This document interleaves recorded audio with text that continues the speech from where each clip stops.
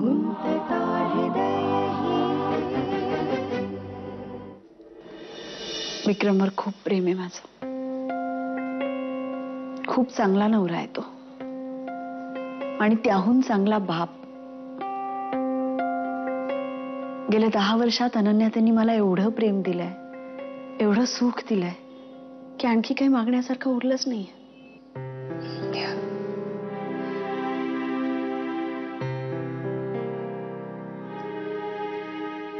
पण गेली काही दिवस विक्रमचं वागणं खूप विचित्र झालंय.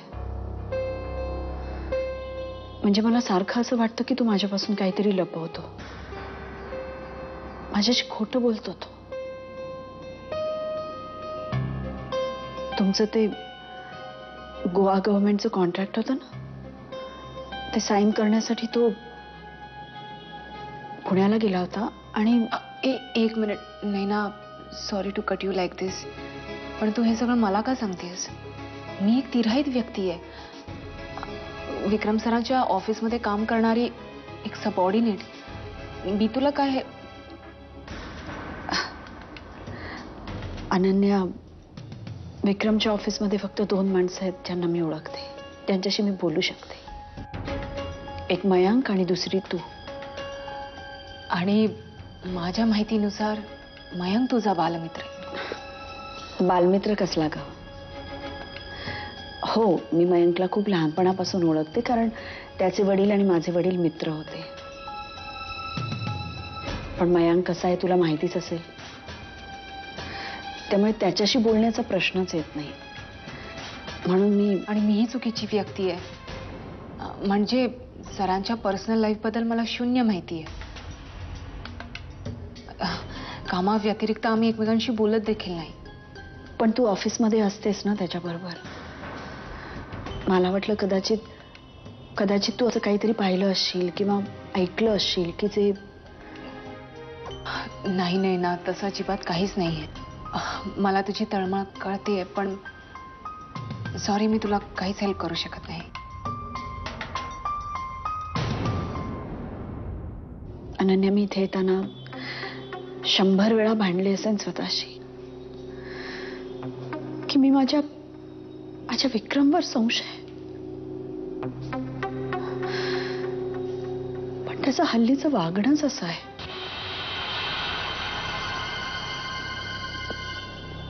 म्हणजे माझं असंही म्हणणं नाहीये की त्याचं कुठेतरी अफेअर असेल किंवा काही, पण काहीतरी नक्कीच आहे जे तो माझ्यापासून लपवतोय. काहीतरी असं आहे जे तो मला सांगत नाहीये. आता हेच बघ ना, ते गोव्याचं कॉन्ट्रॅक्ट साईन करायला तो पुण्याला गेला होता. तिथे त्याची गाडी बिघडली म्हणून तो तिथल्याच एका गॅरेजमध्ये देऊन आला. पण गॅरेजचं नाव विचारलं तर त्याला सांगता येत नाहीये. गाडी परत आली तेव्हा त्याच्यात गोव्याच्या रिसीट सापडल्या. त्या कशा काय विचारलं तर त्याचं म्हणणं की तो मेकॅनिक तो गाडी घेऊन गोव्याला गेला असेल.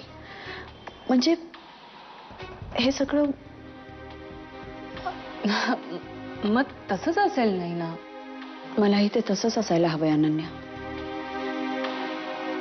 पण मग मला विक्रम खरी उत्तरं का देत नाहीये? गॅरेजचं नाव आठवत नाही, मेकॅनिकचा नंबर माहित नाही. सगळ्याच प्रश्नांची उत्तरं टाळाटाळीची का? मला आता समजत नाही. मी नैना, आय नो हे सगळं तुझ्यासाठी खूप त्रास देणार आहे, पण मी तुला यामध्ये काहीच मदत करू शकत नाही. I am really sorry.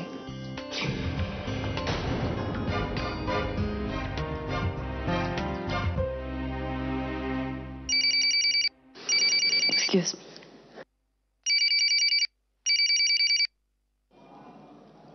हा बोलाई. अगं कुठे आहेस तू? तुझा आवाज असा घाबराघुबरा का येतोय आई? विक्रमचा ऍक्सिडेंट झालाय. काय?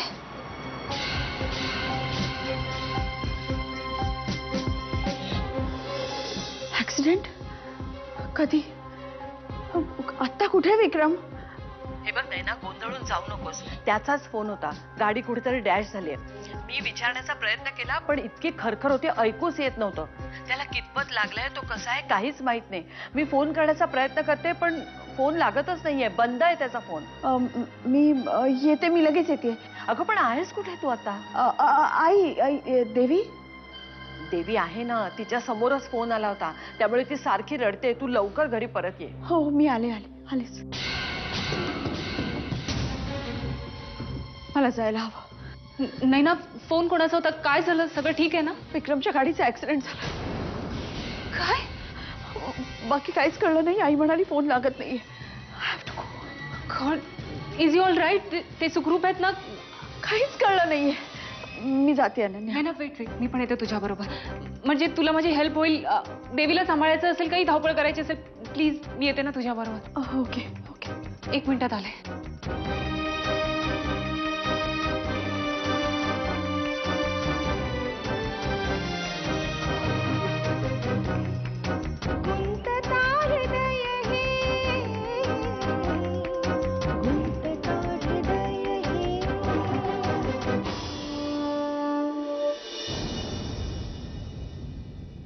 देवी, देवी रडायचं नाही हा. शाणी ना तू. हा आजी कुठे गेला? दादा तो कधी येणार? आणि त्याला काय झालं? त्याला काही झालेलं नाहीये. तो आता येतोय. फोन आला होता ना त्याचा. मग रडायचं नाही. पण मला आत्ताच्या आत्ता त्याच्याकडे जायचं. तो येणार आहे आता इथे. तुला माहितीये ना किती गर्दी असते रस्त्यात. हो ना. येईल हा, रडू नकोस. आजी त्याला काही झालं नसेल ना? नाही ग राजा, काही झालेलं नाही. हा, शांत होत, रडायचं नाही.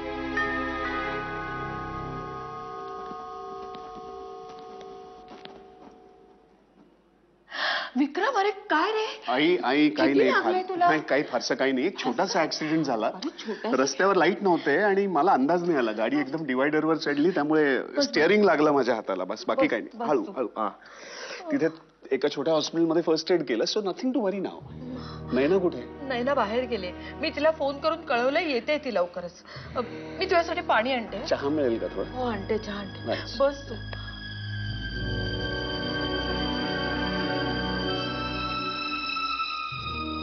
विक्रम, हा. विक्रम, नाही ना. हा, हळू हळू. अगं नाही ना, नाही ना आई, काही नाही झालेलं. नुसतं थोडस खर्चटलंय बस. मला काळजी गाडीची वाटते. गाडीचं काम निघेल बस. गाडीला काय होऊ दे. तुला काय झालं असतं तर? अगं हो, पण काही नाही झालेलं. मी आहे ना तुझ्या समोर. हॅलो मैना. असं कसं झालं ऍक्सिडेंट? अगं रस्त्यावर लाईट नव्हते. मला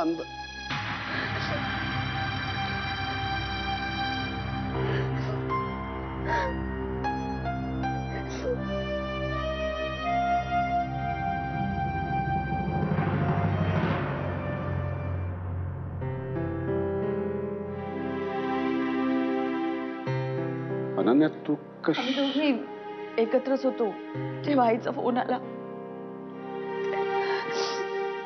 विक्रम, तुला बघेपर्यंत जीवात जीव नव्हता माझ्या. असं कसं रे तू?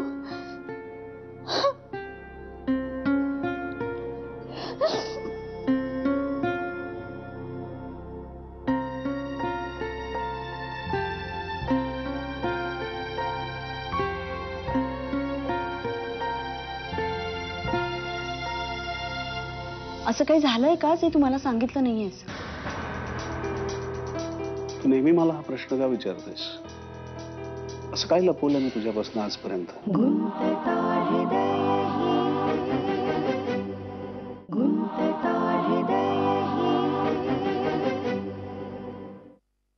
एक सेकंड उशी ठेव. हा, बसून राहता इथेच. नाही ना. विक्रम, मी सांगते तसं कर. आता हालायचं नाही, बोलायचं नाही आणि फोन तर अजिबात घ्यायचं नाही. अगं काही झालेलं नाहीये. मला फक्त हाताला थोडा मुका मार लागलाय. डोक्याला थोडस लागलंय. दादा मम्मा सांगते तसं कर ना. ए यू टू देवी. शाबास देवी. आता माझं आणखी एक काम कर, किचन मध्ये जा आणि आईला सांग डॅडासाठी सूप बनवायला सांगितलं. कशाला? डॅडा बोलू नकोस. अरे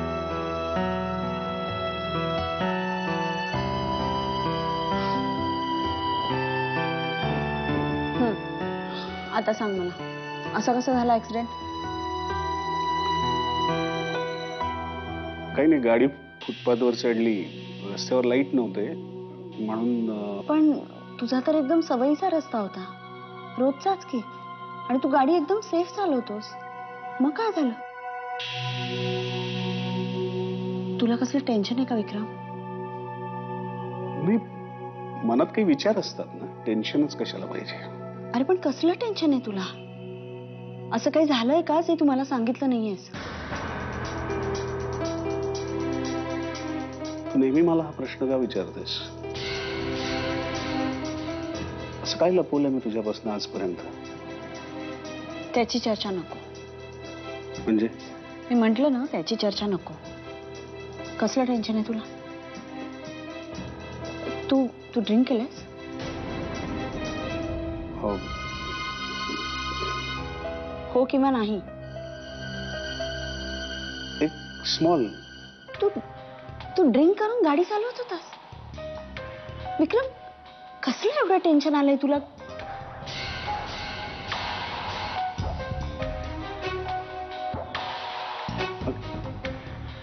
काय माणूस काय टेन्शन आल्यावरच पितो का? नाही नाही, आनंद झाल्यावर पण पितो. कसला आनंद झालाय? हे सगळे मिसकन्सेप्शन्स आहेत. मला वाटलं मूड झाला म्हणून मी घेतली ड्रिंक, बस दॅट्स ऑल. बाकी काही नाही. आजपर्यंत असं कधीच झालं नव्हतं. हे कोणतं तर्कशास्त्र आहे? मला मूड आला, मी ड्रिंक घेतलं. एक्सक्यूज मी नैना. अनन्या, ये ना, ये.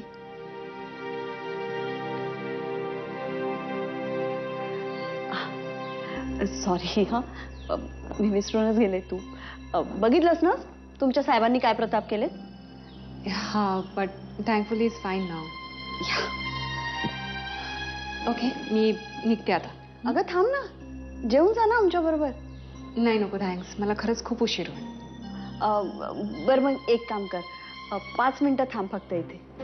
मी विक्रमसाठी सूप घेऊन येते, तोपर्यंत त्याला कंपनी दे. हां, विक्रम आलेच मी.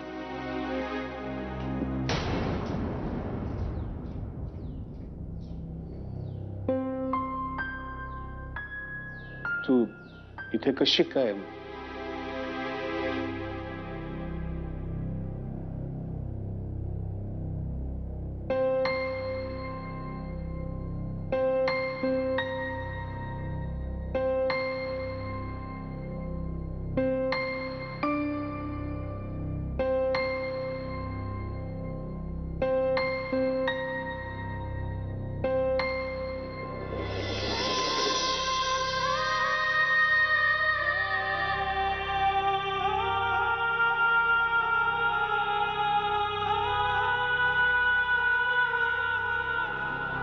Hard to see you, Vikram. Hard to see you. मला तुला माझ्या डोळ्यांनी बघायचं होतं की तू सुखरूप आहेस. विक्रम, जर आज तुला काही झालं असतं तर माझं काय झालं असतं? माझं काय झालं असतं विक्रम?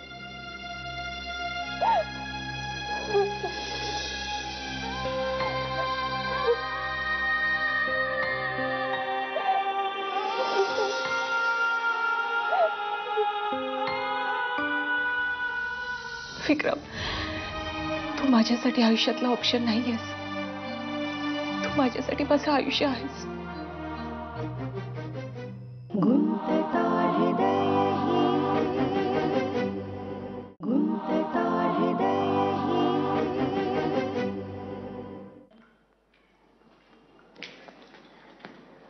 नाही ना? अगं तू केलंस सूप? मी येतच होते, आता मला देवी म्हणाली म्हणून. अगं झालंच. मग विक्रम जवळ कोण आहे? आहे ना अनन्या. अनन्या कशी तुझ्या बरोबर? ती कुठे भेटली तुला? अगं ऍक्च्युली तुझा फोन आला तेव्हा आम्ही दोघी बरोबरच होतो. सहजच भेटलो. म्हटलं चल कॉफी पिऊया. तिला ऍक्सिडेंटचं कळलं तेव्हा म्हणाली की मी पण येते, काही मदत लागली तर, धावपळ करायला लागली तर, देवीजवळ बसायला कोणीतरी, म्हणून आली बरोबर. नाही ना, एक विचारू, तुझ्यात आणि विक्रम मध्ये सगळं ठीक आहे ना?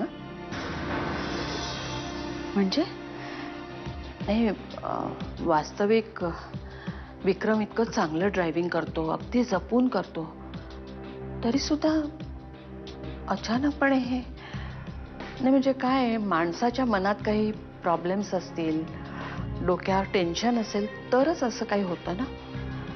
म्हणून विचारलं, तुझ्यात आणि त्याच्यात तसं काही?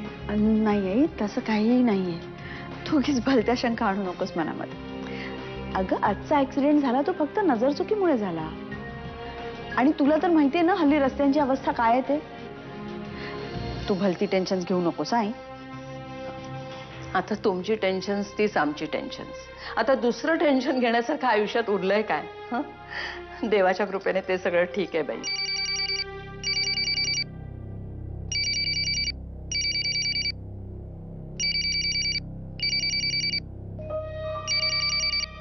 हॅलो, तू परत फोन केला? अरे तू कसला माणूस आहेस? मग मी आता कोणत्या शब्दात सांगू म्हणजे तुला? कोणाचा फोन आहे? अविनाश ना, मला दे. हॅलो, तू कशाला आम्हाला त्रास देतोयस? हे बघ, तुला स्पष्टपणे मी सांगते, आम्ही सभ्य माणसं आहोत म्हणून तुझे वाटेल ते चाळे सहन करणार नाही. पुन्हा जर फोन केलास ना तर पोलिसांना सांगून तुझ्या तंगड्या तोडून गळ्यात बांधायला लावीन, लक्षात ठेव. आई ग, तू कशाला उगीच? हे बघ, तू गप्प राहा. पहिल्यांदाच जर असा सज्जड दम दिला असता ना तर परत त्याने फोन केला नसता.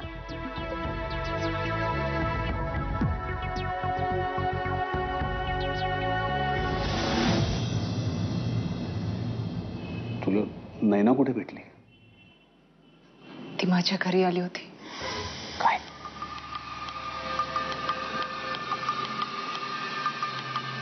तू म्हणत होतीस ते बरोबर आहे. आपण काही दिवस एकमेकांपासून लांबच राहायला हवं.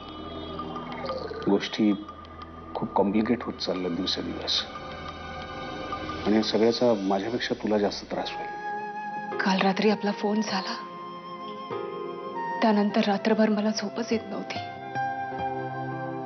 झोप यावी म्हणून मी झोपेची गोळी घ्यायला गेले. कधी एक गोळी काढली, मग दुसरी, मग हळूहळू पूर्ण बाटली रिकामी करून टेबलवर ठेवून दिली. सगळं संपवून टाकण्याचा किती सोपा मार्ग होता विक्रम. आयुष्यात पहिल्यांदा आयुष्य संपवण्याचा विचार मनात येऊन गेला. याआधी सुसाईड करणाऱ्यांच्या मेंटॅलिटी बद्दल प्रश्न पडायचे मला, की कसं कोणी आपल्याच हाताने आपलं आयुष्य संपवून टाकू शकतो. पण तो विचार कसा करू शकतो हे काल मला कळलं. अनु, तू हे काय? काळजी करू नकोस. तो विचार जसा मनात आला तसा निघूनही गेला. आज सकाळी त्या पिल्स तशाच होत्या. ऑफिसला जायच्या आधी त्या मी डस्टबिन मध्ये फेकून दिल्या. पण माझ्या मनात असा विचार येणं ही सुद्धा एक धोक्याची घंटाच आहे ना. आयुष्यावर प्रेम करणारे होते रे मी. पण तू अजूनही आहेस की? पण ते आयुष्य जर तुझ्याशिवाय असेल तर त्यावर मी तितकंच प्रेम करेन याची काही गॅरंटी नाहीये. मी स्वतःलाच फसवत होते काही दिवस. तू नशील तर मला काहीही फरक पडत नाही. मी जगेन आपली आपण. पण नाही विक्रम, जेव्हा तुझ्या ऍक्सिडेंटची बातमी आली सगळं अवसान गळून पडलं. विक्रम, तू माझ्यासाठी आयुष्यातला ऑप्शन नाहीयेस. तू माझ्यासाठी माझं आयुष्य आहेस.